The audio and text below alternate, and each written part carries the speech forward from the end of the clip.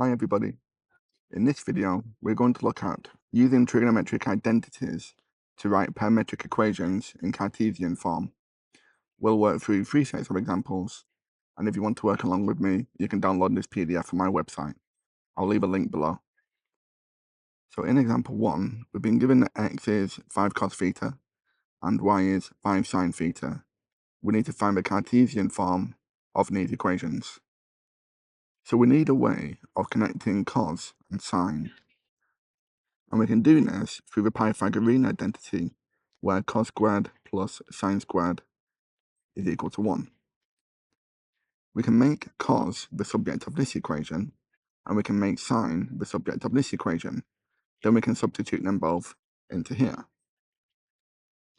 So if x equals 5 cos theta, then cos theta will equal x over 5.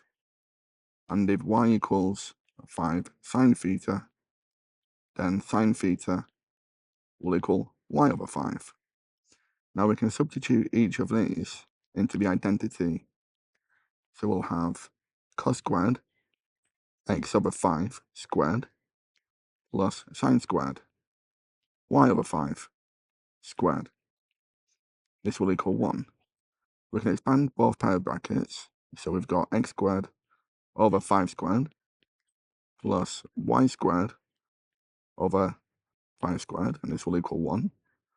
Now we can move this 25 over to the right hand side, so we've got x squared plus y squared is equal to 25. And this is the Cartesian form of these parametric equations.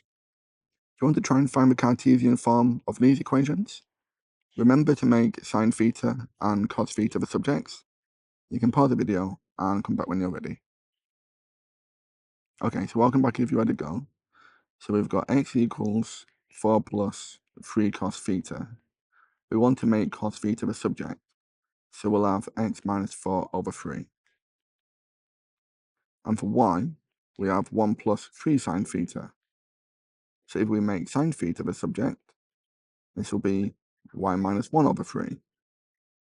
So now we'll substitute these expressions for sine and cos into here. We'll have cos squared plus sine squared will equal 1.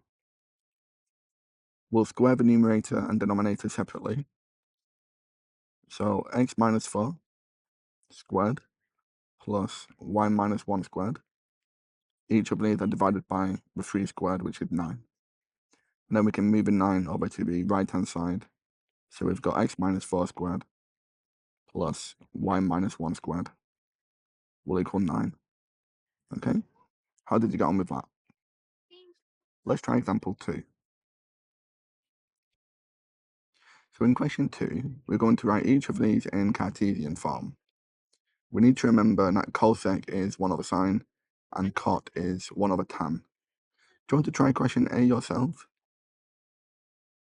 Okay, so how did you get on with that?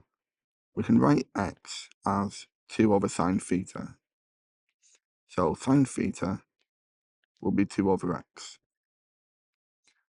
And y will equal 2 cot theta, which is 2 over tan. We can move the tan to the left-hand side. And then we know that tan is sine over cos. We know this sine theta is 2 over x, and we can move this cos to the right-hand side. So we'll have 2y over x will equal 2 cos theta. And we can cancel out each of these 2's. So y over x will equal cos theta. And then, using the Pythagorean identity, we've got sine squared plus cos squared. This will equal 1. So 4 over x squared plus y squared over x squared will equal 1. We'll move the x squared to the right-hand side. So 4 plus y squared will equal x squared.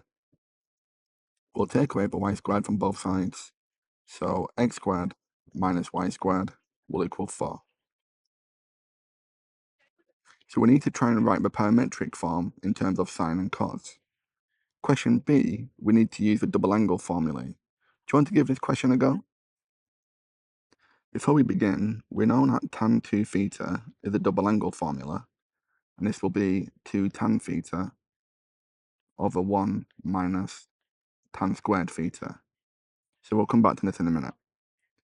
So if x equals tan theta and y equals tan 2 theta, then we can say that y will be 2 tan theta using this double angle formula over 1 minus tan squared theta. And we know that tan theta is x.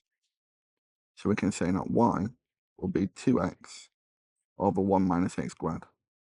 And it would be the Cartesian form of these parametric equations. Let's try one more question.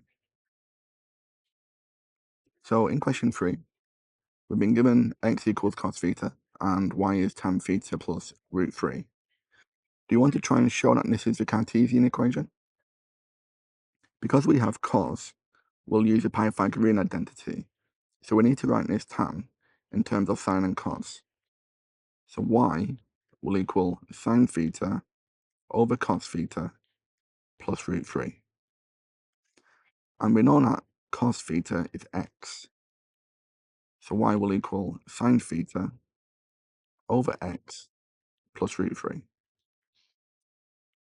We'll rearrange this to make sine theta the subject. So we've got y minus root 3 will be sine theta over x. We'll multiply both sides by the x to get x lots of y minus root 3. And then we know that sine squared plus cos squared will equal 1.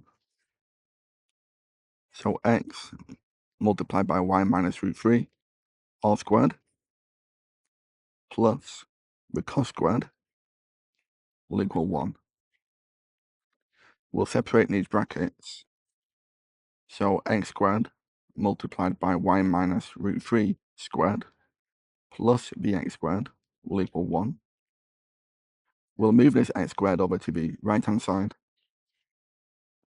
So we'll get 1 minus x squared. And then we'll divide both sides by the x squared.